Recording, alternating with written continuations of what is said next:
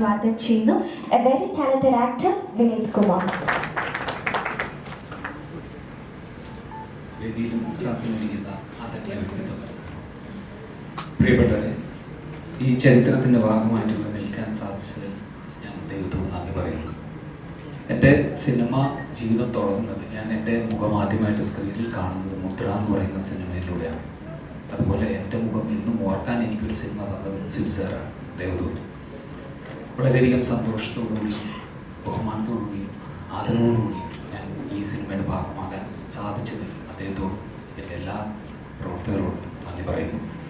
ലാലേട്ടനും ഞാനുമായിട്ട് ഒരുപാട് സിനിമകൾ എൻ്റെ ലാലേട്ടൻ കുട്ടിക്കാലം അഭിനയിച്ചിട്ടുണ്ട്.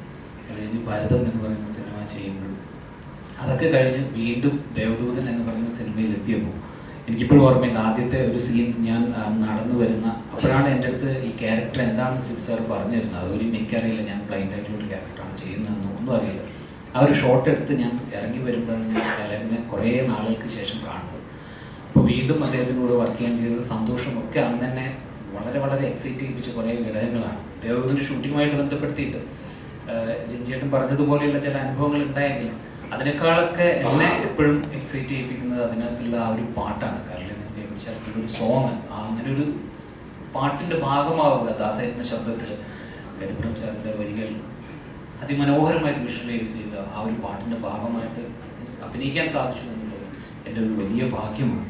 അതുപോലെ എനിക്ക് എൻ്റെ ഒരു അനുഭവം, വളരെ രസകരമായിട്ടൊരു അനുഭവം, എനിക്ക് ഇഷ്ടമുള്ളൊരു കാര്യം, ആ സിനിമയുമായി ബന്ധപ്പെട്ടൊരു കാര്യം ഇനി വീണ്ടും കാണുമ്പോൾ നിങ്ങൾ തിയേറ്ററിൽ നിന്ന് ശ്രദ്ധിക്കാൻ വേണ്ടി ഞാൻ പറയുന്നു.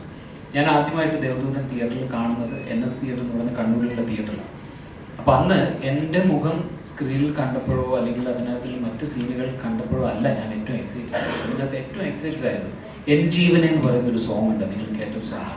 അതിനകത്ത് കരളേന്ന് കേൾപ്പിച്ചാൽ സോങ്ങിൻ്റെ ഒരു ഹമ്മിങ് വരും. അത് സറൗണ്ടിലേക്ക് അന്ന് മിക്സ് ചെയ്തത്, ഇപ്പോൾ ശ്രീ സാർ പേര് പറഞ്ഞല്ലോ, അദ്ദേഹം അതിഗംഭീരമായിട്ടാണ്. ആ ഒരു മൊമെൻറ്റിൽ ഞാൻ ശരിക്കും അന്ന് എക്സൈറ്റഡ് ആയിട്ടുള്ള ഗൂസ് ബംസ് വന്നൊരു മൊമെൻറ്റാണ്. അത് വീണ്ടും തിയേറ്ററിൽ 4K വരുമ്പോൾ അറ്റ്മോസിൽ മിക്സ് ചെയ്ത് കേൾക്കാൻ ഞാൻ ആഗ്രഹിക്കുന്നുണ്ട്. അപ്പോൾ ഈ സിനിമയുടെ റീ റിലീസ് ഒരുപക്ഷെ ആദ്യമായിട്ടായിരിക്കും, ഇപ്പോൾ ഇവിടെ സൂചിപ്പിച്ചതുപോലെ തിയേറ്ററിൽ ആദ്യം ഇറങ്ങിയപ്പോൾ വിജയിക്കാതെ പോയൊരു സിനിമ, സാമ്പത്തികമായിട്ട് വിജയിക്കാതെ പോയ സിനിമ.